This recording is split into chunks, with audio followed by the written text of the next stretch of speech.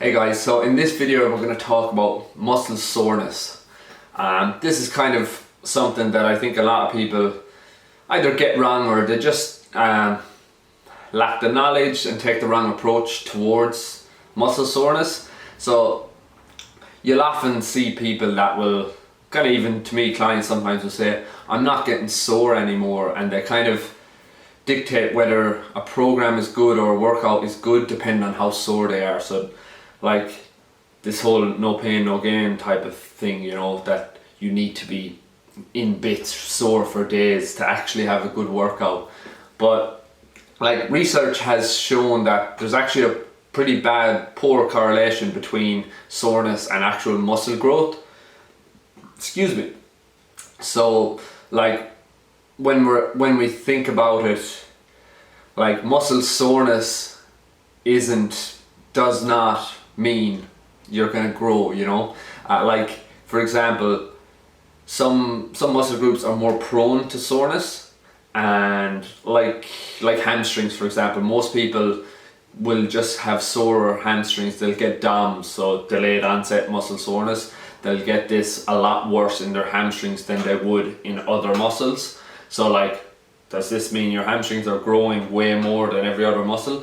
No, it's just kind of genetically that they get a lot sorer after workouts.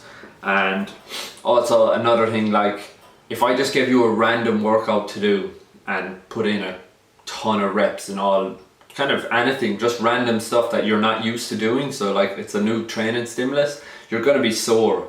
And I could just keep doing that, so I could give you random workouts every day, but you're actually not going to grow muscle because you're just doing random stuff. And although it's sore, there's no progression at all in it, but you might think you're doing great because you're really sore, but realistically you're not. It's just, I'm just giving you a new training stimulus every day, a new stress on the body. Another thing is like exercises that have a large eccentric portion, so like this, the lowering of a bicep curl, this is going to do more muscle damage. So certain exercises have this large eccentric portion, and that's going to create more soreness, but like that it might create more muscle growth. There is actually a thing of being too sore also. You'll see this like with people are like, oh, leg day, I can't walk down the stairs for a week, like, or even they can't train their legs again for a week. That's actually not a good sign, and it's a sign that you're just not recovering. And if you can't recover, you can't adapt, and you're not actually going to progress from that training. And like that, if you're too sore, you're not going to be able to train as frequently. So like that, if you can only do legs once a week because you're so sore you can't do them for another week, you could be missing out on 2 more leg sessions because you can't, you know, because you can't recover. And then what that's going to do, you're going to be able to do less total volume. So you're going to actually, volume is a key driver of hypertrophy and muscle growth. So you're actually could be limiting your growth by doing too much and being too sore.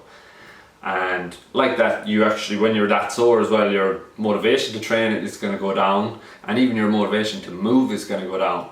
So realistically, people kind of chase this soreness, they want this soreness, but it's not what we should be chasing in the gym. So like a little bit of soreness is fine, and it's also good, like it's good to feel a little bit sore every once in a while. But if you aren't getting sore, or if you're not like in bits, don't think you have to be. What I'd say is don't chase soreness, chase progress in the gym. Yeah, so that's a quick video on muscle soreness and just something for you to think about.